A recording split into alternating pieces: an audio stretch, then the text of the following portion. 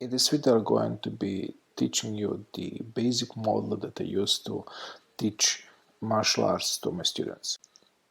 People learn martial arts for different reasons. They have different bodies, they have different histories, they have different goals.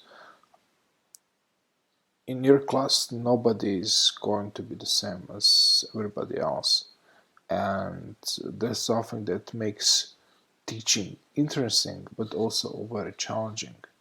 So in order to teach such a diverse group of people to achieve a goal, or maybe even a common goal, which is the theme of the class or part of the class you're teaching, you need to have a training model which is going to help you to achieve that. Goals are how we measure our progress in life.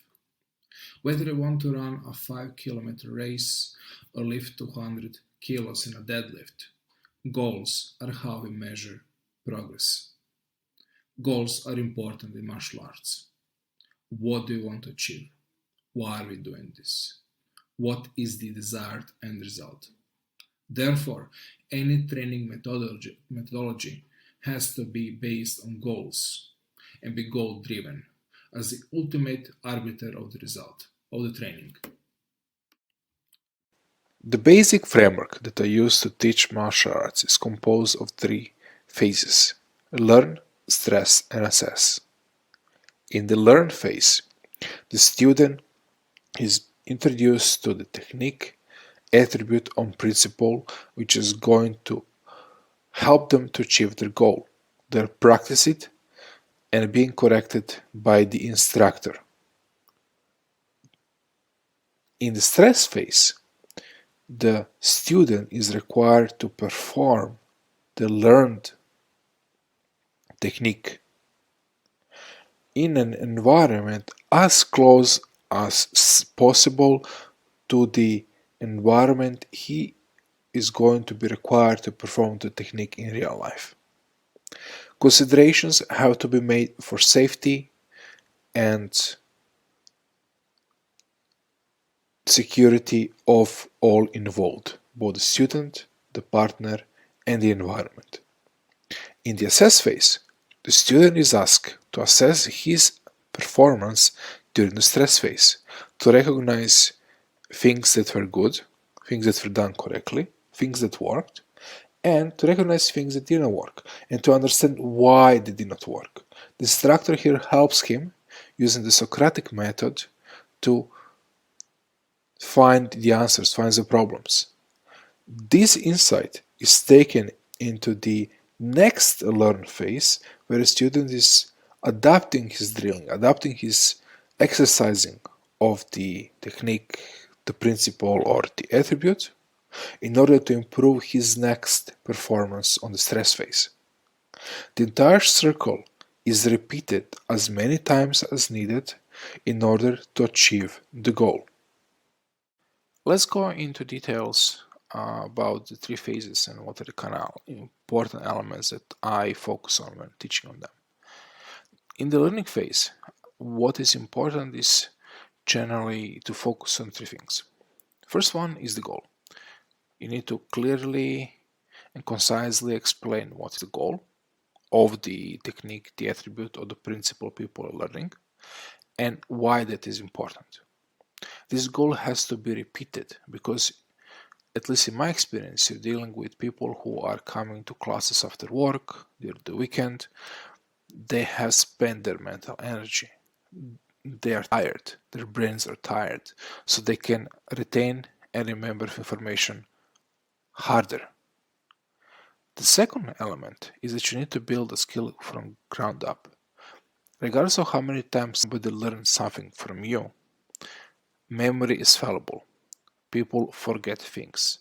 You are never sure how much of the technique somebody retains. With some people, it may take more time to go through the ground basic techniques. With some people, just going to be very fast to go through it. But you need to teach the basics. And let's say that you're teaching knife defense. You need to teach the block or the deflections. You need to teach proper knife control. So how do you control the hand of somebody armed with the knife? Striking and how to safely disengage and create distance, for example. Third element is quite related to the second one, which is focus on the key points. There is a lot of details in any technique or anything that you learn in martial arts. However, people can retain only so much information at a specific point in time. So bombarding somebody with more information, more key points, more details that they cannot learn and cannot absorb is quite useless. You're wasting your time and they're not doing any service to your students. Focus on providing the key points to your students at the level that they're in so they can understand and remember what I taught them and prepare them to go to the next stage. Remember, this process is iterative. So if they don't get all the points in the first iteration of the cycle, they're going to get it into the next ones. The second phase is the stress phase. This is where we test the skills that people learn in the learning phase. This is where we put the pressure. This is where we start seeing mistakes. This is where we start seeing the adrenaline and the psychological effects of violence and aggression on our students. And this is where they're going to fail a lot. And this is very important because if they just do dry drilling, katas, or nice demos in a very clean environment, they're never going to be able to survive a violent attack on the street. It's never going to happen. They really have to stress test it to hell. One aspect of stress testing that we need to really pay attention as instructors is that our students are going to fail and they're going to look stupid. They're going to do stupid mistakes and they're going to act very ideally. And we need to help them to understand that this is not a problem. Some people generally kill themselves mentally because they fail or they're not performing. And they have to understand this is normal. They have to explain to people how stress works, what are the effects of stress on the body, loss of fine motor skills, sound loss, tunnel vision, brain functions don't work the same. Another aspect why is important to stress test and put a pressure on your skills is because of how the human brain works. In the monkey, lizard, and human brain theory, so the lizard is on the root, then there's a monkey, and then there's a human. The lizard brain is the one which is activated first during a violent attack. So all the skills that you have learned and able to access and apply during your human brain reactions or monkey brain reactions during training, they're not going to be available to the lizard brain. So that's why you need to basically train your brain to function on different levels and apply skills on different levels. Second aspect that you need to focus on during stress testing is safety. Sparring and fighting is a very good way to test your skills. However, it can lead to injuries. One of the aspects of martial arts, which is important, especially if we talk about self-defense, is that you want to be able to defend yourself.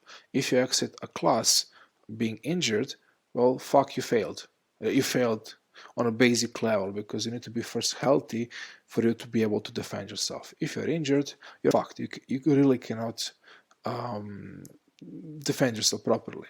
Right? So you cannot expose yourself to injuries, but you need to have a dynamic environment which is putting your skills to the test. So there are different ways you can do it, and there are lots of drills that you can use to stress test, including sparrings and putting protective equipment and tournaments and sports, all very good elements to test it. One area that I really draw inspiration from, and I'll put the link of the book in the description because I think it's a very good resource, is a book written by the American author Rory Miller. It's called 72 Drills for Sudden Violence, and is really good because the author is really providing drills you can put on to your students to train them to have them to learn how to deal with sudden violence, but they're also designed to be more safer than just flat out full sparring, and who breaks the knee, who breaks the leg, who the fingers, you don't know. So this is basically areas you need to really focus on stress testing, and I would really recommend that you also put the health and safety of your students first, including their psychological safety, because if they are not healthy, if they're kind of bumped because of their failure, they're not going to be able to advance. Once our students have finished stress testing their techniques, it is very important to reflect on how that session actually went. That's the third phase, the assess phase. And here we basically help the students to understand for themselves, to really understand what went wrong, what didn't go wrong, and help them to see what they can change in the way they drill the technique in the learning phase, to train properly, so when they come to the next stress phase, they're able to actually perform better. It's generally, for me, this is a very short phase. We don't spend a long time discussing things, right? Usually in a group of people, you are going to have only several people who are going to be able to speak publicly. And the only way I teach this is using the Socratic method. So I ask questions. How did you feel? What did go good? What didn't work well? Very confused. Did you notice that you reacted late? Did you notice that you did not hit somebody? What was the thing that you remember the most? What do you think you can change in the way you train this technique to make it better next time?